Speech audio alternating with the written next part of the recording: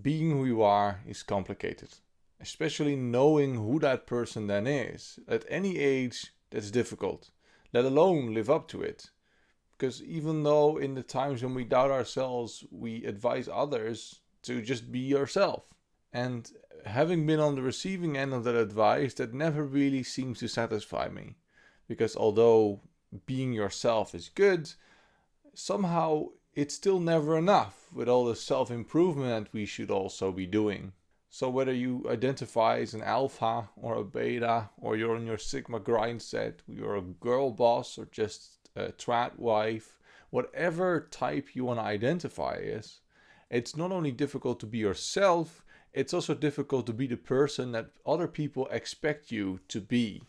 One way that we try to find ourselves and what it means to be the person that we want to be is that as humans we divide ourselves into these neat little categories, these boxes. These communities that we create for ourselves gives a sense of belonging and might give us a hint of who we actually are. So it can be any type of community. We ask questions and ascribe personality types, for example, in order to fit in to that community. A good example would be, are you an introvert or an extrovert? And lately I heard something about an extroverted introvert, or no, an introverted extrovert, or an ambivert, or something fundamental to you, what your gender expression is like. What do you identify as? Or what your astrological sign is. For some people, it's very important that if you are a Scorpio, for example, get away from me.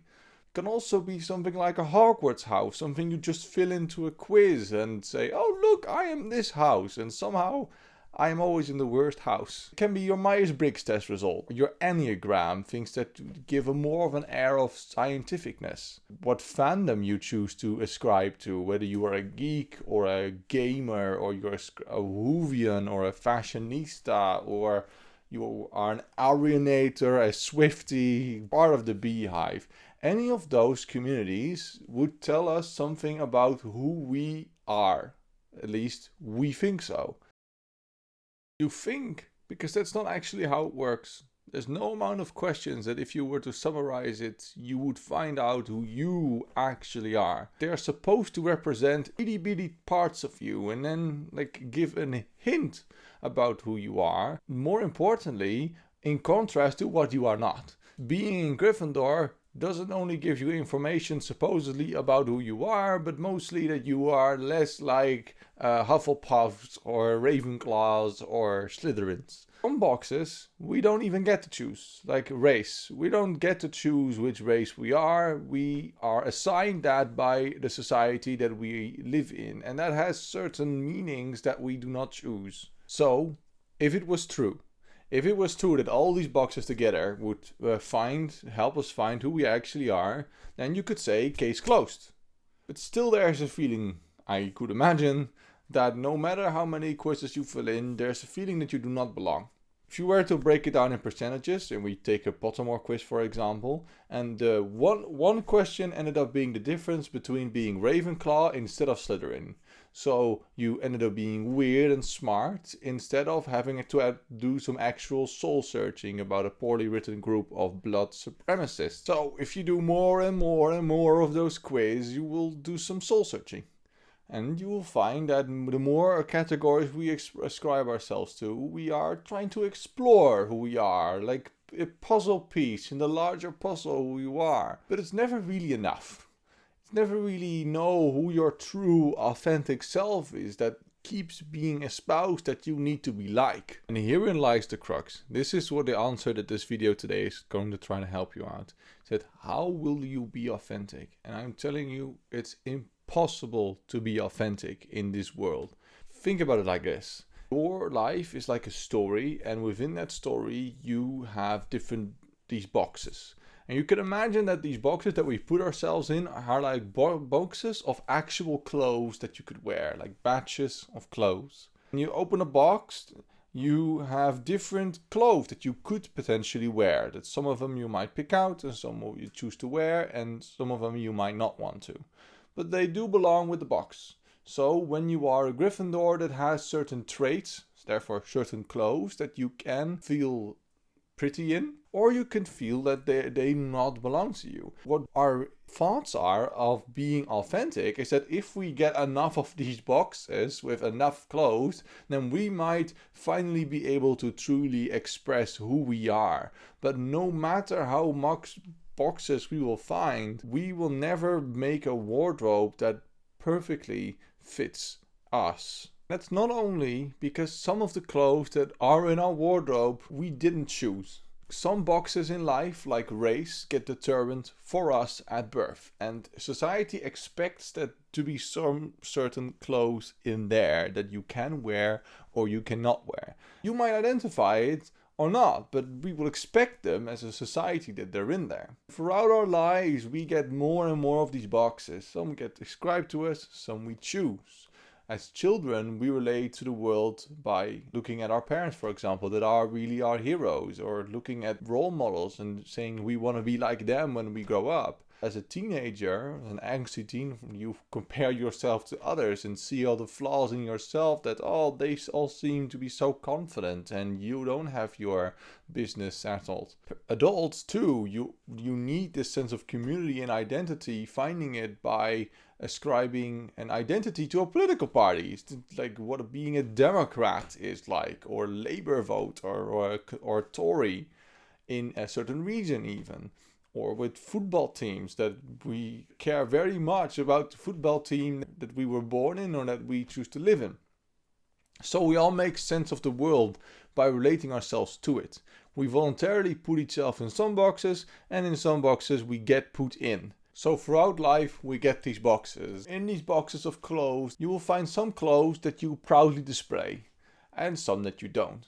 So some boxes will contain clothes like with a fandom that you proudly display your loyalty for a content creator or a football team, and some associations you would rather just leave out and not include in your wardrobe. But the clothes are still there. If it was true that if we found enough of these boxes and just pick out the parts of the boxes that we like, that we would find who we really are, then you could make a nice wardrobe by just picking out all the clothes that you like from certain boxes, and ta-da, you found who you actually are. But the boxes still exist, and the clothes that you don't wear also still exist.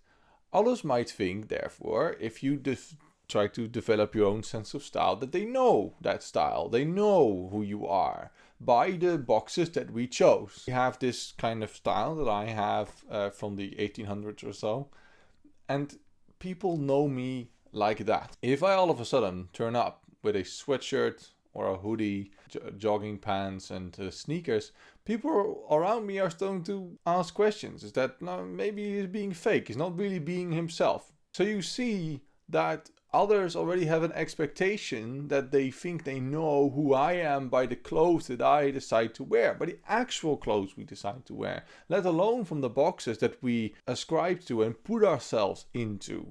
Unfortunately, if you weren't as bold to look as an industrial worker like I usually do, people get afraid to try out new clothes. Not just actual clothes, but trying to experiment who they are. The more that you think you know about yourself with all these boxes, and that you tell yourself that this is who you are, the less you are willing to experiment, because then there's a barrier all of a sudden. There's a mental barrier that tells you, before you make a decision, this is not me. This doesn't feel like me. But how do you know? As a baby, you didn't have what me was. And you might become that if you try it. Staying authentic then is doing the safe thing. Staying who other people expect you to be. Not really experimenting, because that's so not you. Unless you're willing to deviate from your style and try out new things, it actually becomes quite toxic to expect to know what your true authentic self is. Might therefore, if you want to play it safe, to be your true authentic self, is to just quickly sort out all this boxes stuff. Just find out who you actually are, your true authentic self, and then stop. And then stick to it, because then everyone knows who you are. There you get the question. How do you grow when you're supposed to stay consistent in order to be authentic? That's really a double bind. Is that on the one hand, I think you're supposed to experiment with what you are, but then other people might think that you're being fake. And you can call them toxic. You see it with the TikToks all the time. Is that how to get away from toxic friends, that people that limit your growth. But on the other hand, we are expected to be authentic, which is always the safe options. You can do what always worked. And therefore, you are damned if you do, damned if you don't. Besides, style is not something that just stays the same all the time. Not like fashion, that it just changes every year, but your style too is gonna be different in different situations. The way that you dress when you are on a ski trip is different than the way that you dress when you are at school or at work or with your friends. And all of these different groups that only encounter you in that kind of environment, they think they know who the real you is. They know you're the one on the skiing holiday, for example. The point is that different contexts require different clothes. And which of these attires that you are wearing is actually the most you? You can kind of check this very easily. Is that if you ask different contexts, like your close friend group, and you ask your family, and you ask your work environment if you have that, or the people that know you as an acquaintance. If you ask them honestly to describe who you are, will they all describe the same person? Chances are they'll all describe somewhat similar but different people, because they know different people, but they're all you. And the question then is, which of them is real? Which of them is the real you? Which of them are closer to the real you, if that even exists? Sometimes you just change out of clothes because you don't like them. If you then change the item out of your wardrobe and don't wear them anymore, is it then you not being authentic? I'm bombarding you with all these questions, and I'm going to answer some. Just don't overthink it. There is no way to know, and that's the point. You are made to feel bad by others by being fake. You're also made to feel bad if you don't improve, but you need to experiment in order to improve, so you're always kind of screwed. Don't worry that you are not being the real you among some people, because you are always just trying out. It's going to be a frequent theme actually, is that the more that you think you know, the more that you have not only the chance to be wrong, but the more that you actually are wrong. The more that you think you know about yourself with all these boxes, the more strictly you imprison yourself in these boxes. And we cannot categorize ourselves very well with these boxes.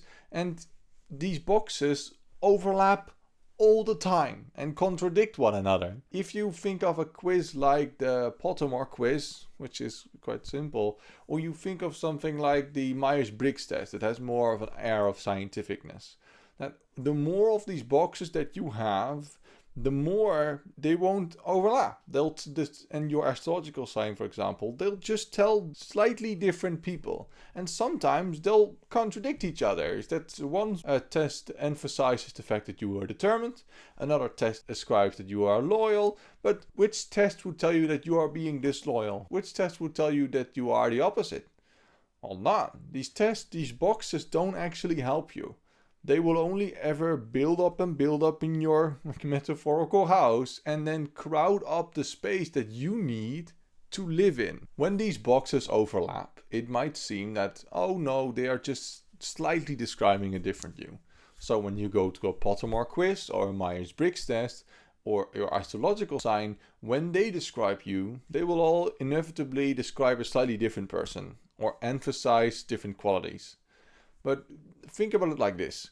If you have something as fundamental as being an introvert or an extrovert, and you say it's a 50-50 split, which is not, but if you have a 50-50 split, then you say take an astrological sign of what a Leo is, for example, very like outspoken, in the middle of attention. These Leo people, you're telling me that Leos are non-introverted? Well, that's kind of weird because it's 50% and Leo is probably like 11% of people are like Leos. There's going to be overlap. And there's definitely going to be Hufflepuffs who are known to be loyal that backstab a friend, or at least in the perception of their friends. Underlying point then is that all clothes that we have are equally us. The human being is so multifaceted, is that you are all your clothes at the same time and at different times. That you are both going to be joyful and sad in different situations. That's easy. But you are both a loyal person in some situations and not in others. You're both ambitious in some situations and not in others. And to say that you are a person is just going to limit how you see yourselves. Not every piece of clothing that you own will pair together to make a nice outfit that you want to present to the world. That's fair. But you might still find time to wear the odd piece that you don't often wear. I might find time in an outfit that I usually don't make, that I might find time to be maybe someone that drinks. Like, I don't usually drink, but what if I see myself as someone that's like a party animal? I don't usually wear that piece of clothing, but sometimes I do, and that's still me. Therefore, to avoid being confined by all these boxes and having to make all of your outfit from just the boxes that you own, you should stop putting yourself in these boxes. Stop putting yourself in these boxes and essentializing by saying, this is who I am. I am this kind of person. Any phrase that for people that starts, oh, I am a blah, blah, blah, blah, therefore. This is a pet peeve of mine. Because whatever you are, all of those things, whatever your style is, and it merely says something about in what mood you were at that day, or about the situation you felt that the clothes were appropriate in. We are not therefore whatever our style is. We're not whatever our style happens to be at the time, because then we should try to have a wardrobe that only consists of a few boxes, which is going to be quite a boring wardrobe. We should also be careful not to extend this courtesy of not reducing ourselves to our boxes to other people. Someone doing something doesn't mean that they are that. Someone eating a chocolate bar doesn't mean that they have a sweet tooth. We all struggle to make a wardrobe, a person that we are proud of. We are going to make mistakes, fashion faux pas that are not going to look good on us. But we have to experiment with this. And you should therefore make sure that you leave other people the room to experiment with who they are, because they might like it better that way. One fashion blunder does not make a person tasteless. We are not what we wear. How we react to the world around us is. And that is something we can adjust if we are made attentive to it. Try to avoid getting too many boxes and thinking that you are those boxes. How will you find place to live in a house where there are so many boxes stacked up? You are not your boxes. You live between the boxes, and the more boxes that you think you need to keep, the less room there is for you. Our spirit is bigger than any of the boxes, and we will not be able to fit in it, no matter how hard you try. Boxes we need to use in order to explore ourselves, but we have to be careful not to be too restrictive about the box, keeping the box, the label to describe yourself, because you might not be that for long. The contents of a box, the clothes that are in it, will change over time. You can either deliberately, because it's a societal thing, or not. Think about manliness and beauty later, for example.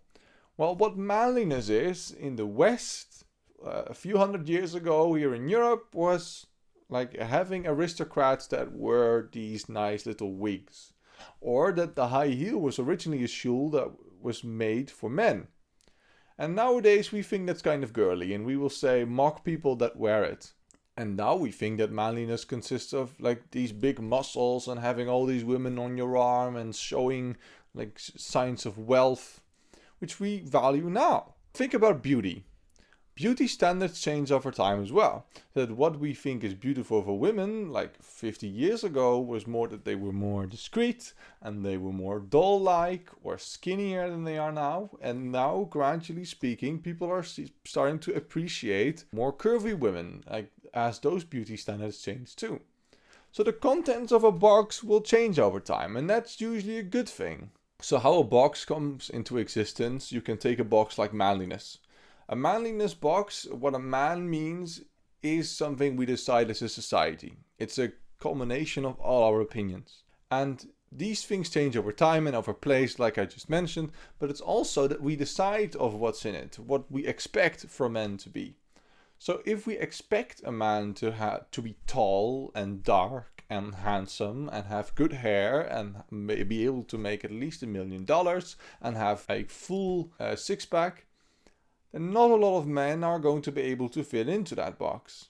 But also very arbitrary things might be true. Is that what if we think that, like, stop if you think it's enough, that the length of your little John, like you could say that this is like large enough or this is too only large enough, and people will feel actively worse comparing themselves not only to others or whether they fit into that box better, but also to the box itself. Is that, oh, I'm not manly enough, and we start to police other people of failing to live up to the box that we create.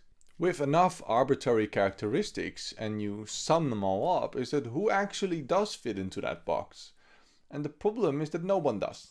Why do you have the box then? Why would you have a box that no one really fits in? Because it's only used in order to bunk people over the head with it that they're not good enough. As a society, what we should do is that over time we re-examine the context of the box.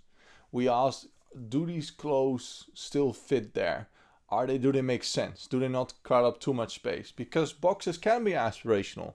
That for men that do not know any purpose, again, we might construct a version of masculinity that is different from the masculinity of the past, that might actually be healthy for young people to look up to, that do not end up having you be in jail in Romania for alleged sex trafficking. When you re-examine these clothes, like the idea that men don't cry, the idea that men need to be stoic and need to have all the responsibility of making the money in the house and should chase after women and not the other way around, you can get men that are emotionally stunted rocks that do feel that in a society that is made for them, that one, they do not live up to that, and two, that they are entitled for putting in the effort to get something. And unfortunately, throughout history, the answer to that has been they feel entitled to have women. So take One Piece. Take One Piece, for example, the idea that men do not cry.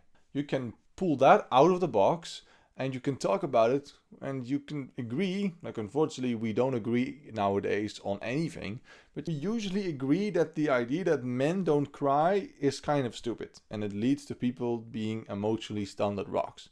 Well, if we agree, we just throw it out of the box. We don't police other people over it. Is that when they are emotional that we think that they're being like, well, sissies? Or we commend people for going against it. I personally truly believe that as we start doing this, everything is possible. And depending on the circumstance, we're all different people. We all have the clothes that we could possibly wear, and some we just choose to wear more than others. So everything is possible. We own all the clothes, we are everything. But the boxes can actually be very harmful, not only to constrict, to experiment who we really are, but it can also frame our behavior. So if we say, hey, I just punched a dude in the face, by all accounts, without context, a bad thing to do. And it was in the context of like sticking up for your friend, then more people would be able to say, good on you, you're a loyal friend. But you can tell yourself all you want that punching someone in the face is okay because you're a loyal friend. And then the box of a loyal friend frames the behavior that you display in the world. If we act differently from that behavior, we might not even consider it to be us. So if we fail to stick up for a friend and we think of ourselves as loyal friends, no, we think that we failed. Or, oh, it's not something I would do. Or like another example would be if I think I'm a pacifist and then one day, for whatever reason, without context, I end up smacking someone in the face, I could say, well, no, I see myself as a pacifist. That's not really me, which is something a lot of people do nowadays. By saying not me, we avoid that part of our behavior, that part of ourselves, in order to not have to deal with it. And we cannot learn from it as a result and avoid doing it in the future, especially if it's something bad, like actually smacking someone in the face.